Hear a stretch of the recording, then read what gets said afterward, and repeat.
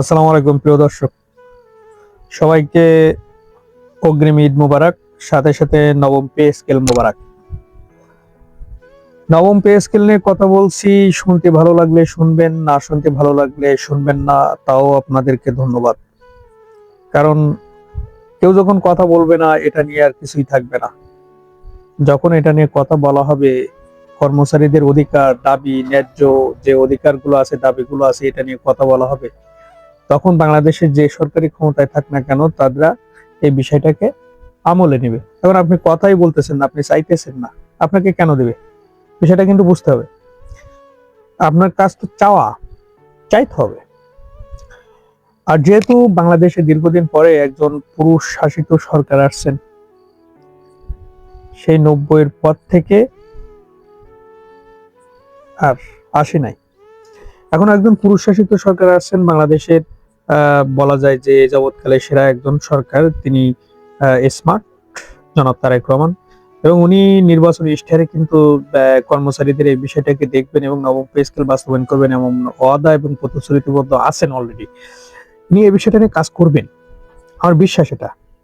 হয়তো সেটা একটু সময় লাগতে পারে, কারণ বর্তমান বিশ্ব পরিস্থিতি খুব একটা ভালো অবস্থানে সেটা নাই, যে কারণে এই পরিস্থিতিটা নিয়ে কাজ করতে হলে একটু সময় লাগবে। এটা ঠিক, এটা আমরাও মানি। এবং উনি কাজ করবেন সেটাও আমরা বিশ্বাস রাখি, কারণ উনি মজলুমের পক্ষে থাকেন, কারণ উনি নিজেই মজলুম ছিলেন।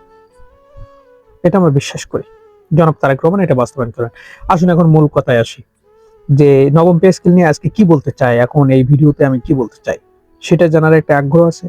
আসুন, নবম পে স্কেল নিয়ে এটাই বলতে চাই যে আপনারা যারা গ্রামে আছেন, গ্রামের মানুষ, কিছু মানুষের মুখে কাষ্ঠ হাসি দেখতে পারবেন, শুধু দাঁত বের করবে, কিন্তু হাসিটা মন থেকে আসবে না। শুধু দাঁত বের করে ওই কাষ্ঠ হাসি, যেটা কাঠের মতো দেখতে, ওই হাসিটাই দেবে। এই শ্রেণীর পাবলিক কারা জানেন? এই শ্রেণীর পাবলিক হলো সরকারি কর্মচারীরা। কেন কাষ্ঠ হাসি দিবে? এটাও তো একটা ব্যাপার। কাষ্ঠ হাসি দিবে এই জন্য যে ওনারা অনেক কষ্ট করে এই ঈদে একটা বেতন সহ বোনাস পাইছে 30 থেকে 40 হাজার টাকার ভিতরে সমস্ত কর্মচারীদের। এখন এই 30 থেকে 40 হাজার টাকা, এখন দেখা যাচ্ছে তারা যাতায়াতে অনেক টাকা খরচ হয়ে যায়।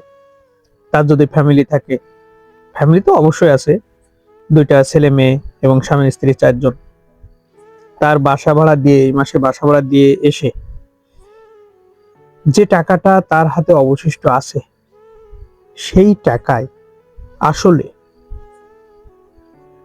বাড়িতে এসে বৃদ্ধ বাবা মা, ভাই বোন, আত্মীয় স্বজন, মানে বোনের ছেলে মেয়ে, তারা তো তাদের আবদার থাকবে।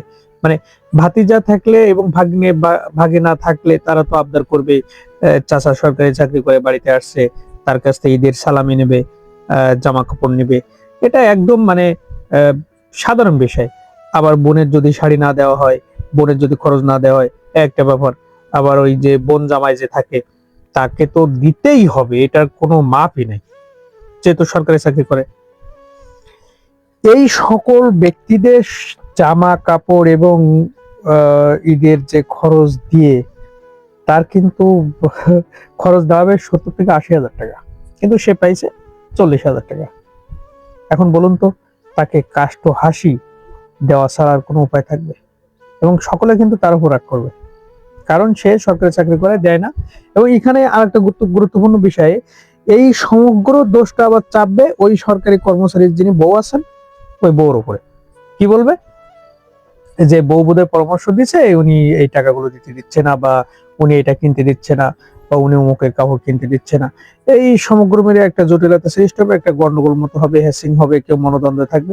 ঈদটা আসলে একটা এরকম হয়ে যাবে, মানে জগা খিচুড়ি।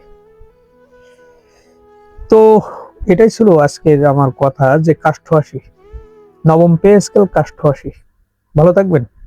ভিডিওটি ভালো লাগলে অবশ্যই সাবস্ক্রাইব করবেন। আসসালামু আলাইকুম।